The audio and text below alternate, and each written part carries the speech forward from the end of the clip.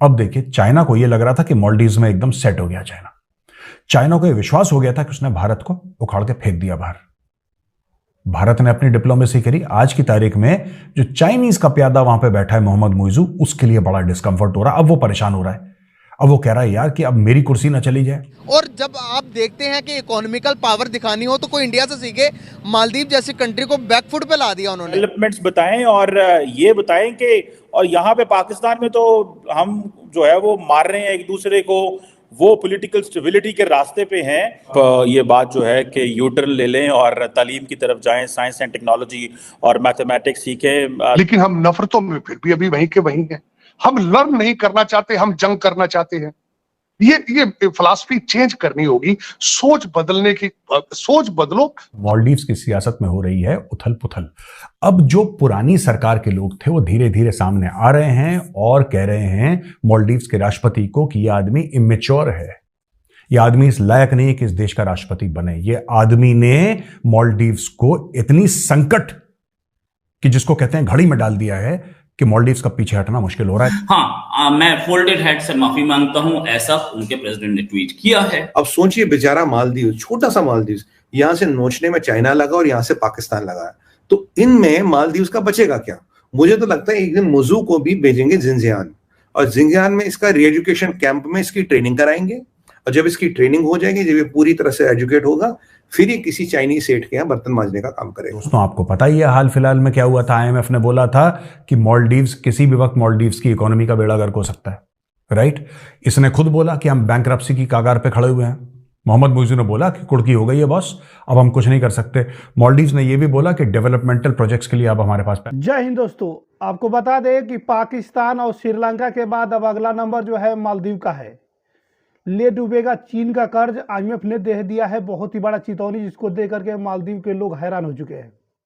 आपको बता दें कि कई दक्षिणी एशिया देश से पहले से ही चीन से भारी कर्ज उधार लेने के परिणाम से जो है मुसीबत जूझ रहे हैं। पाकिस्तान और श्रीलंका अरबों डॉलर के कर्ज में दबे हैं, जिसमें से दोनों देशों में आर्थिक संकट की ओर जो है बढ़ता जा रहा है। आपको बता दें दोस्तों कि भारत से दूर जाते ही मालदीव पर मुसीबत के बादल मंडराने लगे हैं।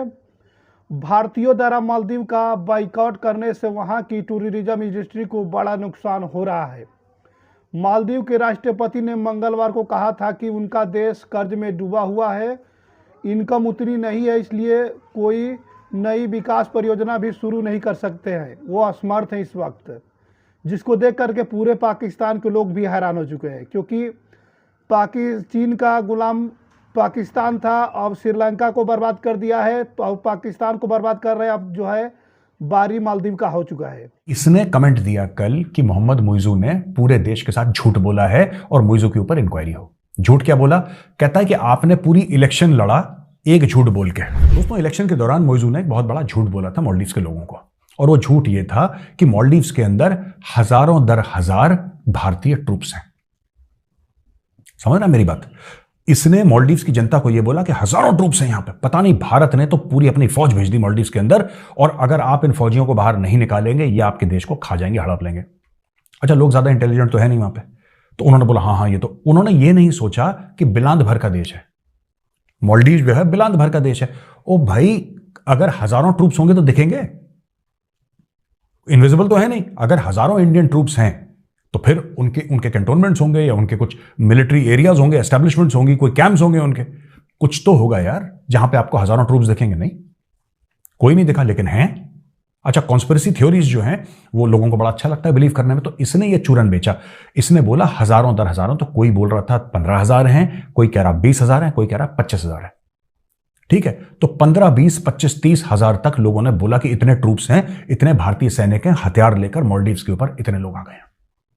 और यह मामला इलेक्शन में बेचा इसने कैसे? सोशल मीडिया से, ट्विटर के थ्रू, इंस्टाग्राम के थ्रू, फेसबुक के थ्रू, यूट्यूब के थ्रू, कि बोलो बोलो इतने हैं, बोलो इतने हैं, बोलो इतने हैं। जब काउंट करा निकले 78, कितने? 78। तो आज की तारीख में मालदीव्स की ऑपोजिशन पार्टी बोल रही है कि यार तुमने इतना बड़ा झूठ बोला है ना, कि इतने हजारों ट्रूप्स हैं, इतने हजारों ट्रूप्स हैं। वो तो कोई है नहीं, वो तो 78 हैं, और 78 भी वो जो हम लोगों ने बोला था भारत को। हम लोगों ने रिक्वेस्ट करी थी भारत को, यार हम फंस गए हैं, हमारे ट्रूप्स भेज दो। तो अब ये बात हो गई कि साहब ये जो बंदा है ये बिल्कुल एकदम झूठे किस्म का आदमी है, ये आदमी एकदम फ्रॉड है और इस आदमी ने झूठ की बिना पर ये राष्ट्रपति बना मालदीव्स का। तो दोस्तों मैं आपको बताता हूं ना, लोग कई भारत में ये सोच रहे हैं कि चाइना जीत गया मालदीव्स में, चाइना जीत गया। देखिए डिप्लोमेसी जो होती है ना दोस्तों, बाइनरी नहीं होती। इट्स नॉट 0 और 1, it's not a zero sum game.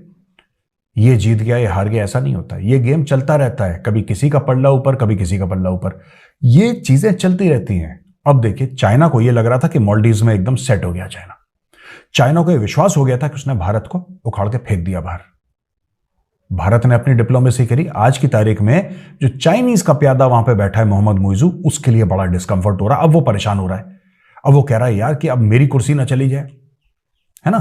और चाइना जो है अब उसकी मदद नहीं कर रहा, चाइना मदद नहीं कर रहा। अब चाइना को पता है फंस गया है, ये बंदा फंस गया है। अब चाइना कहेगा कि ठीक है बेटा अब तू फंस गया है, अब तू तड़प यहां पे, अब तेरे को हम मदद नहीं करेंगे।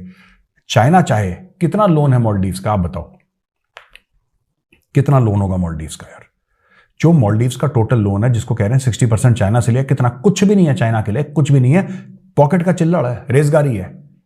चाइना जेब से निकाल के 4 सिक्के मारे, मालदीव्स फिट हो जाएगा एकदम, पर चाइना नहीं करेगा।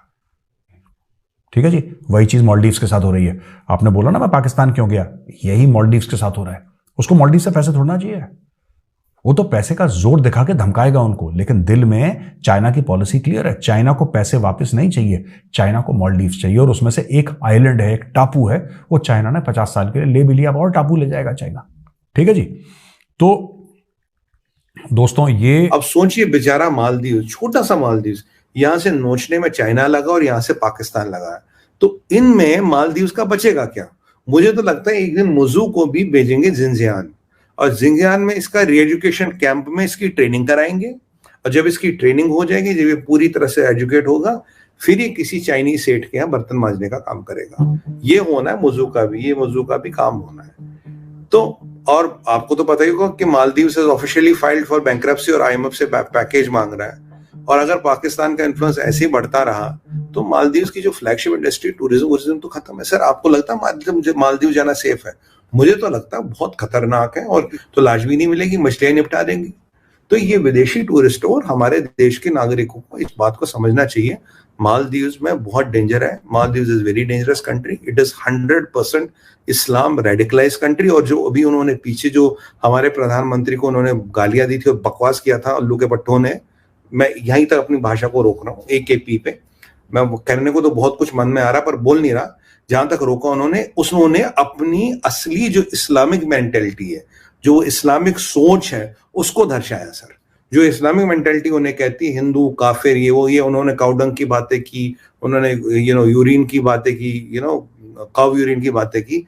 मतलब हमारे टुकड़ों पे पलने वाला, हमारे रहमो करम पे जीने वाला, मतलब बिद्दा सा मुल्क डॉट इंडियन ओशन में, वो हमें हमारी सभ्यता को लेके, हमारे धर्म को लेके गालियां देता। मैं मालदीव दोस्तों अब जो है अंतर्राष्ट्रीय मुद्रा कोष ने भी जो है चेतावनी दे दी है मालदीव को।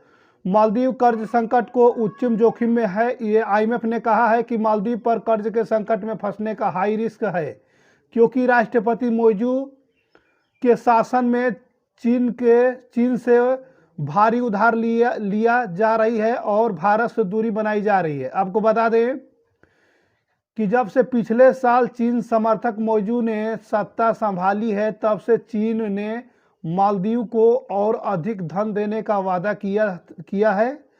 साथ ही भारत समर्थक राष्ट्रपति इब्राहिम मोहम्मद सोलिह को हराने वाले मोइजू सत्ता संभालने के बाद अपनी पहली अंतर्राष्ट्रीय यात्रा के लिए जो है बीजिंग गए थे। उन्होंने अपनी पहली यात्रा के बाद चीन को जो है विकास के लिए निस्वार्थ सहायता के लिए जो है धन्यवाद दिया था। हालांकि IMF ने जो है मालदीव के लिए जो है विदेशी ऋण का वितरण नहीं दिया है, लेकिन उससे ये कहा है तत्काल पॉलिसी एडजस्टमेंट की आवश्यकता है मालदीव को। और मालदीव की आर्थिक व्यवस्था की समीक्षा के बाद IMF ने कहा कि बिना किसी महत्वपूर्ण नीतिगत बदलाव के कुछ राजकोषीय घाटा सार्वजनिक ऋण के जो है अधिक रहने का अनुमान है। मालदीव बाहरी और कर्ज संकट में जो है उच्च जोखिम में बना हुआ है। कर्ज पे जो है मालदीव पर भी जो है भरपूर कर्ज हो चुका है, जिसके वजह से मालदीव का इतना इनकम नहीं हो पा रहा है कि उस कर्ज को भर पाए, और उसका ब्याज ही बस उतना बन पा रहा है जितना कि चीन का वो ब्याज कर्जा का बस उतार सके।